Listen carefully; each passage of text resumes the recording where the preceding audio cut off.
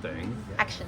Okay, so we're gonna do a one-piece coat jacket. So for that we need the front and the back dress. We really don't mind the length. We're gonna adjust it when we do our actual jacket. Okay, this is just the basic pattern so we can work on it. So if you're using your own pattern, whatever length it has that, it's perfect. If you're using my pattern, keep it as it is, because this is the widest part of the hips. So if we are extending it, we're just making a straight line going down. And since we are all very, very versed on using the paper correctly, so the numbers are repeating themselves as you are standing on it, right? I don't want anybody to be doing this. I want doing this, okay? We're all okay with that? Yes. Okay. So then extending the line will be just extending through the numbers. We don't even have to measure. Okay? Are we all okay? All right. So, and I would like you guys to at least keep the work in progress of the 3 different patterns as we go along before you get into the last one, because these are basic slopers that you guys can use later on, right? Okay, so the one-piece foundation is the base for developing jacket designs without side seams, the wraparound, and 3-panel jacket, which is the one we're gonna do. Our traditional styles are examples of such design. So you can see that on my jacket. See, I have a dart here, and I have a side panel. I don't have a seam. Notice that I don't have a seam right here in the middle of my sleeve, because this is not a shirt, this is a jacket. And there is no seam to match it going down. Like for example, if you look at your t-shirt, the undersleeve seam is continuing into the side seam. Probably you have a seamless t-shirt that actually, you have side seams on your t-shirt? Right now? Yeah. Yeah. Oh, okay. Yeah. Because they actually make them so they will be the size of it, so you don't have seams in the back. And that's even the cheapest, right? Everybody's like, oh, it's a seamless t-shirt. But what it is they knitted it per size, so you don't have to do side seams, right? The less seams you do, time is money, right? You can save more money and sell something cheaper. That's why I'm gonna advertise Fruit of the Loom, Walmart, okay? $4.88 for the past 15 years. Best t-shirts that you can ever have. Huh? $4.88. You know, there is American brand who producing their $9.99 made in USA completely, from the fiber to the ready piece t-shirt. So it's America Apparel. I don't remember actually. No. They used to. They closed and now they're bringing it back. The guy was a crook. There was actually a good documentary. He was exploiting all his employees. But it was American made.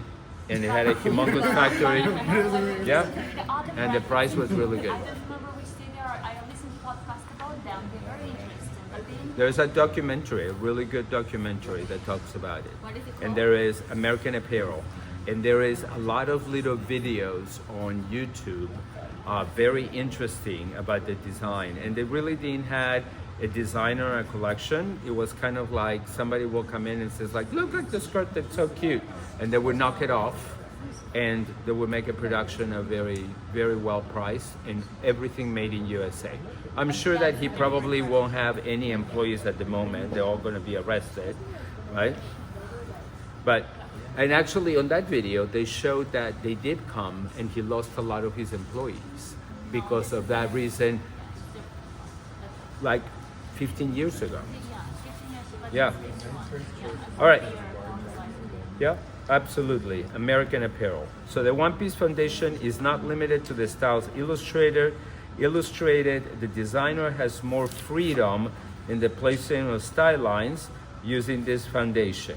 So this will be your foundation. You want to make it more fitted, you can add more darts or seams or princess seams or any kind of styling. Like for example, my jacket shoulder, that it was not a straight seam, it was, you can do that on something foundation like this. And you can eliminate fullness, so that way you can make probably the waist smaller, right, without altering the size of the bust line, right? So remember, a construction fitting seam, whether it's a dart, a pleat, gather, could also be a decorative design choice. So the collar and lapels have a masculine touch. A tailored two-piece sleeve is illustrated. We're gonna do the sleeve at the very end. An instruction guide for assembly and construction is given on chapter 23. Okay, we don't care about that. Okay, so one-piece foundation draft. Back.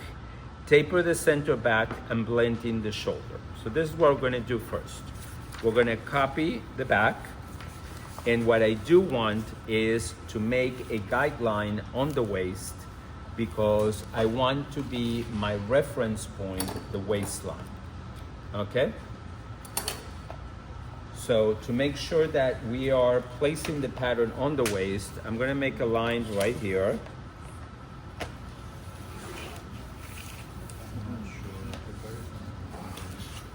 Okay, and I'm gonna take the back and I'm gonna place it on that seam, okay? And making sure that it's on the grain line. So my line is a little crooked, but anyway, there we go. Okay, so I'm gonna copy only the outline. I'm not gonna copy anything like the darts or anything like that. We're going to eliminate the shoulder, okay? The shoulder dart. We're gonna eliminate it by giving it an ease and not a definite pleat or dart, okay? So,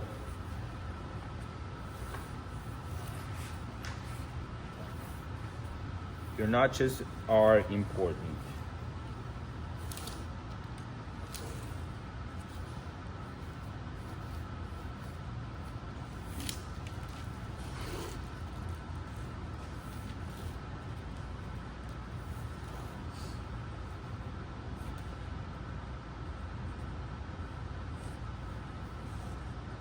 So this is the back, okay? For the shoulder, we're going to go from the neck and extend the line for the back dart, okay? So if we're doing that, we're actually extending the dart fullness into the shoulder. To me, that looks a little too much. I'm gonna do half of that amount, okay? So here it looks like 3/8 of an inch. 5/8 I think is too much. Okay, so this is gone. Le dart is gone. And this obviously is gonna measure more than the front dart. See that? See that it measures more? This, it will be eased in there. That is a sewing technique that you are actually push the weave in to the point before it becomes a gather. So it's eased. See my shoulder? I had this roll line. My sleeve cap is actually 1.5 inches bigger than my armhole. And by easing it, I'm allowing it to create this roll line in here. Okay? So, but how did you determine the amount? I just straighten the line from the shoulder, from the neck shoulder. I just put the ruler like this. Right. So there's no rhyme, No, specific. no, there's no science. No. So then I get this and I continue it to get there. Obviously, when we're gonna finish the pattern and then we're gonna do the sleeve and so on, we're gonna be walking and truing and all of those beautiful things that we need to do. So that way, this continues nice into the back of the neck, and then the underarm does the same. And by extending the shoulder line, are you eliminating the dart? Yeah. Is that the step? See this little space here? Okay. That's what the dart was doing. Yeah, I'm just ignoring it, kind of, right? Bad date. Anyway, But it doesn't have to measure the exact width of the dart. well, you're easing it, What was- so it's going to measure more. Okay? So Okay.